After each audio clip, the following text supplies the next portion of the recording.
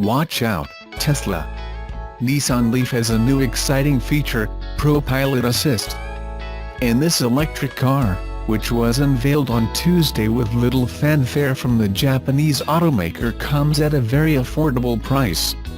Yes, compared to Tesla Model 3 and Chevy Bolt, Nissan Leaf is still a little behind when it comes to range. That said though, it should be noted that Nissan Leaf's new 150-mile range on a single charge marked a 40% increase from the 2017 model, yet 2018's price is pretty much the same. This means a lot of savings for practical drivers. And, talking about practicality, a big percentage of drivers love to make short daily trips. Nissan Leaf 2018 is perfectly designed to meet that need. Moreover, with its new Pro Pilot Assist, most people will be very pleased. It's a driver assistance tool that can lessen your stress through advanced cruise control. Your car remains in the lane even when it approaches traffic slowdowns and curves. It can also handle other bothersome situations like constant braking and stop-and-go traffic. Here are the pleasures and advantages you'll gain from driving Nissan Leaf 2018 based on a Business Insider review. ProPilot is very driver-friendly. Just tap the blue button on the steering wheel when you want to use it and set the desired speed by tapping the plus or dash signs. ProPilot Assist is powered by a front-forward radar, sensors, and camera. These help in maintaining your car center on a highway. However, it can have problems during heavy rains since its detection system relies on clear lane markings. ProPilot Assist has two major features: intelligent cruise control and steering assist. When you turn on the ProPilot Assist, it will operate the intelligent cruise control system first. This means the car can effectively deal with stop-and-go traffic, but no self-steering. Meanwhile, steering assist will start to function when your car is already able to detect lane markings. That may take some seconds or minutes based on road conditions. What was like test driving the car? Nissan Leaf intelligently kept pace with vehicles ahead without any unpleasant incidents of slamming the brake. There are arrows on the steering wheel which provide 3 options so you can control the space between you and the car ahead. This excellent feature will give any car driver a sense of tranquility from what is often a very stressful situation. With steering assist, it was a little less impressive. It encountered difficulty in detecting light or different lane markings. The system can turn on and off successively when there are changes on the color and pattern of the lanes, which could be bothersome. Also, it's not very efficient in handling sharp curves. But, overall, ProPilot Assist proved great in dealing with heavy traffic which many of us have to deal with every day. Here are some more great reviews from reputable auto journalists. Kim Reynolds of Motor Trend: Leaf 2 before us has not only flash evolved into a svelte automotive shape, but it's also learned to speak in the visual language of the rest of Nissan's edgy designs. Reynolds also commends Nissan Leaf 2018's improved performance and responsiveness along with its quieter motor which make for a serene, comfortable ride. John Volker of Green Car reports, the 2018 Leaf has the spunky pickup and smooth acceleration from a stop that its predecessor and for that matter most electric cars offer. The difference is that where the old Leaf started to run out of breath at higher speeds, the new maintains stronger acceleration above 60 miles an hour, allowing a greater margin for sudden highway maneuvers. According to Volker, this is attributable to Nissan Leaf's motor which has been designed to be 40% more powerful, 110 kilowatts, 147 horsepower, and 236 pound-feet of torque. Car buyers will get all these just for a starting price of $29,990. Mike Hanley of Cars.com, the Leaf is also easy to drive. The light-effort steering feels natural when changing lanes and making turns, and large windows offer good views around the car.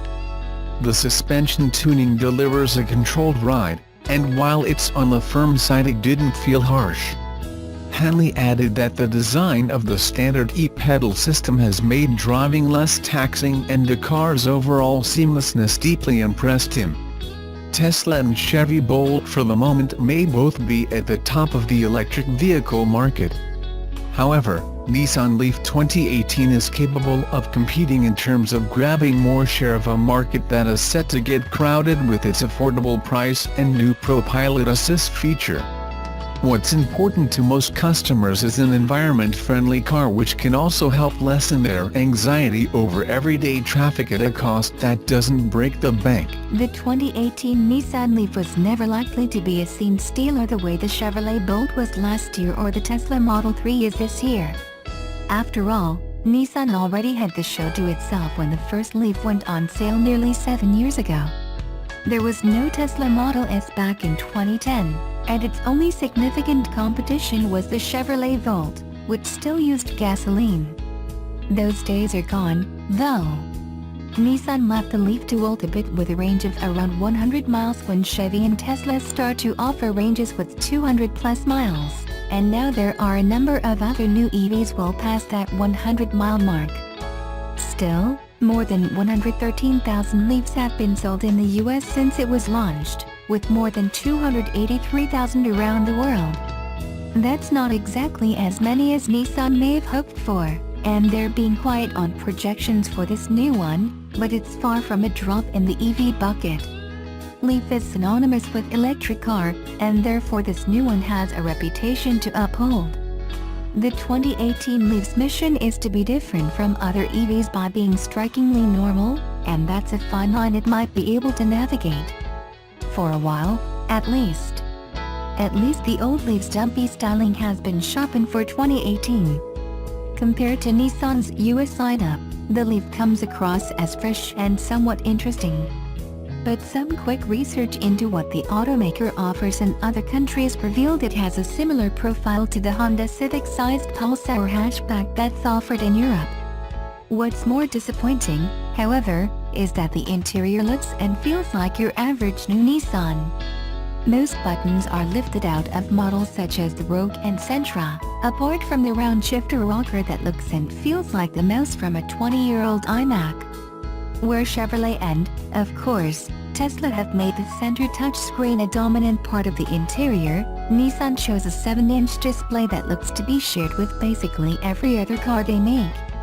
And even their more mainstream cars, the display is starting to fall behind the pack. Apple CarPlay isn't standard on the base model and Android Auto isn't available at all yet. At least you can get a 360-degree camera on the top Leaf SL model. Nissan reverted to an analog speedometer because its research found customers preferred to see a physical dial at a glance rather than the digital numbers. That's fine, but the dial itself could have been ripped off of a rental Ultima, and it clashes badly with the LCD display next to it that shows all of the other vehicle status updates, such as range and battery life. It sort of sums up the entire interior, it gets the job done, nothing more. At least interior space is much improved. 4 adults can sit comfortably, and the rear seat has good headroom and a comfortable cushion. The driver sits a little bit higher than they would in a conventional hatchback, but shorter people might appreciate that, and it gives everyone who gets behind the wheel a good view out. Getting onto the freeway is not memorable anymore. The 2018 Leaf benefits from a 40% bump in power, with 147 horsepower and 236 pound-feet of torque, with a 40 kilowatt-hours battery that the cars arriving early next year will all get. Nissan has already announced an upcoming 60 kilowatt-hours battery that should offer more performance as well as a range greater than the EPA estimated 150 miles, and there are rumors of a more performance-oriented model.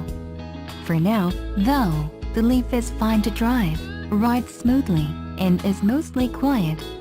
But this isn't the fun-to-drive EV you might be seeking.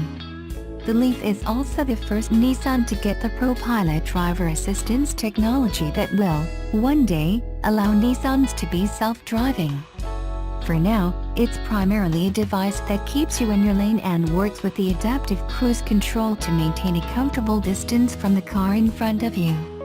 I'll go more in depth with this technology in a separate piece, but the system on the Leaf I drove on a Las Vegas highway had issues with the lane markings, which may be attributed to the fact that this was one of the first Leafs built with this system, and the technology may be refined more before the first models are delivered early next year.